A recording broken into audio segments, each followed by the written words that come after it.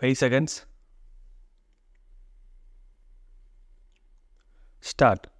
நண்பர்களே, நாளைய தினம் நமது சுதந்திர திருநாளை கொண்டாட இருக்கிறோம். நாட்டு மக்கள் அனைவருக்கும் இது மகிழ்ச்சி நிறைந்த ஒரு நல்ல நாள். விடுதலை போராட்டத்தில் கலந்து கொண்ட என்னை போன்றவர்களுக்கு தனி முக்கியத்துவம் வாய்ந்த ஒரு பொன்னாள்.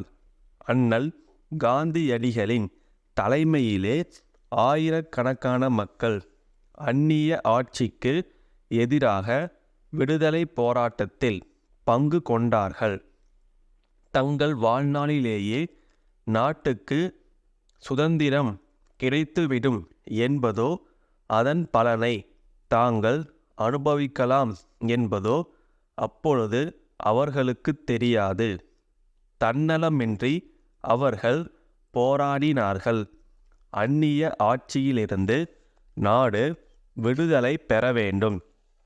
தன்னுடைய விதியை அது தானே நிர்ணயித்து கொள்ள வேண்டுமென்பதற்காக இளைஞர்களும் முதியவர்களும் ஆண்களும் பெண்களுமாக பல்லாயிரக்கணக்கான மக்கள் போராடினார்கள். அவர்களது தன்னலமற்ற அந்த உணர்வு உலகத்தின் பாராட்டுதலை பெற்றது. நாடு விடுதலை பெற்ற பிறகு நாட்டின் முதல் பிரதம மந்திரியாக விளங்கிய பண்டித ஜவஹர்லால் நேரு அவர்கள் விஞ்ஞான தொழில்நுட்ப முன்னேற்றங்களை துரிதமாக பயன்படுத்தி நவீன பாரதத்தை உருவாக்க வேண்டுமென்று கனவு கண்டார்கள். அவர் எண்ணிய திட்டங்கள் சில அவர் காலத்திலேயே அமைய பெற்றதைக் கண்டு அவர் மன நிறைவு பெற்றார்.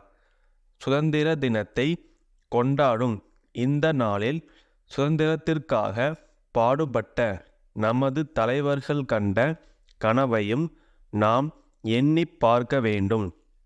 அப்பொழுதுதான் நம்முடைய அர்ப்பண உணர்வு தூண்டப்பெற்று நமது பிரச்சனைகளை சரியான வழியில் தீர்ப்பதற்கான முறையில் சிந்திக்கின்ற மன உறுதியை நாம் பெற வழி ஏற்படும். கடந்த ஆண்டுகளில் உணவு தானிய உற்பத்தி அதிகரித்து வருவது மகிழ்ச்சிக்குரிய விஷயம் ஆகும். நாம் விவசாயிகளுக்கு ஆக்கமும் ஊக்கமும் அளித்தால் அவர்கள் உற்பத்தியை மேலும் பெருக்குவார்கள் என்ற நம்பிக்கை எனக்கு இருக்கிறது. ஆனால் இது மட்டும் போதாது. அதிக உற்பத்தியின் பயன்கள் நுகர்வோருக்கும் கிடைக்கும் வகையில் அவர்களின் தேவைக்கேற்ப உணவு தானியங்கள் நியாயமான விலையில் தாராளமாக கிடைக்க வேண்டும். இடைத்தரகர்கள் கொள்ளையடிக்காதவாறு தடுத்துவிட்டால் அத்தியாவசிய பொருள்கள் நுகர்வோருக்கு நியாயமான விலையில் கிடைக்கின்ற நிலைமைகளை உருவாக்குவது சாத்தியம் என்பதே என்னுடைய திடமான நம்பிக்கை. உடனடி தேவைகளை சமாளிப்பதற்காக உணவு தானியங்கள் இறக்குமதி செய்யப்பட்டாலும் நிரந்தரமாக இந்த பிரச்சினைகளை சமாளிக்க வேண்டுமென்றால் விவசாய உற்பத்தியை மேலும் பெருக்குவதுதான் வழி என்பதை தெரிவித்துக் கொள்கிறேன்.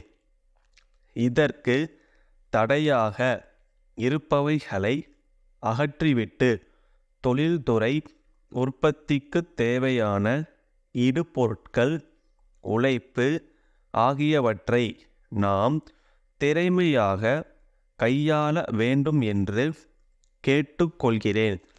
நாட்டிலுள்ள பெரும்பாலான மக்களின் வாழ்க்கை தரத்தை உயர்த்த வேண்டும் என்பதே நம் நோக்கமாகும்.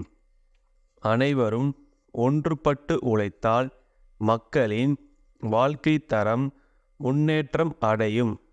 வீண் வாதங்களில் நேரத்தை போக்காமல் ஒன்றுபட்டு உழைக்குமாறு கேட்டுக்கொள்கிறேன். பழனி அடிவாரம் பாரதி நகரில் உள்ள சிங்காரம் சகோதரர்கள், உதகை நகரசபை அங்காடியில் உள்ள துரைராஜ் கூட்டமைப்புக்கு எழுதும் கடிதம். அன்புடையீர், வணக்கம். தங்கள் கடிதம் கிடைத்தது. நாங்கள் அனுப்பியிருந்த காசோலை எதிர்பாராத விதமாக வங்கியிலிருந்து திருப்பி அனுப்பப்பட்டு, அதனால் தங்களுக்கு ஏற்பட்ட அசௌகரியத்திற்காக மன்னிப்பு கோருகிறோம். ஏன் இவ்வாறு ஏற்பட்டது என்ற உண்மை நிலையை விளக்க வேண்டியது அவசியமாகிறது. வங்கியில் எங்கள் கணக்கில் எவ்வளவு தொகை இருக்கிறது என்பதை அறிந்து கொள்ளாமல் தங்களுக்கு 1000 ரூபாய்க்கான காசோலையை அனுப்பிய அதே நாளில் வேறொருவருக்கும் அதே தொகைக்கான காசோலையை அனுப்பிவிட்டோம். அந்த காசோலை வங்கியால் ஏற்றுக்கொள்ளப்பட்டு தங்களுக்கு அனுப்பியது திருப்பி அனுப்பப்பட்டுவிட்டது. இது குறித்து தாங்கள் கடுமையான வார்த்தைகளில் கடிதம் எழுதியிருக்கிறீர்கள். எங்கள் தவறை நாங்கள் ஒத்துக்கொள்கிறோம். இத்துடன் 1000 ரூபாய்க்கான இந்தியன் வங்கி வரைவு ஒன்றினை அனுப்பியுள்ளோம். இதனை பெற்று கொண்டதற்கான விவரத்தை தயவு செய்து தெரிவிக்கவும். கூடிய வரையில் ஒவ்வொரு மாதமும் முதல் வாரத்தில் தங்கள் கணக்குகளை சரி செய்து விடுகிறோம். தங்கள் நம்பிக்கையுள்ள ஸ்டாப்.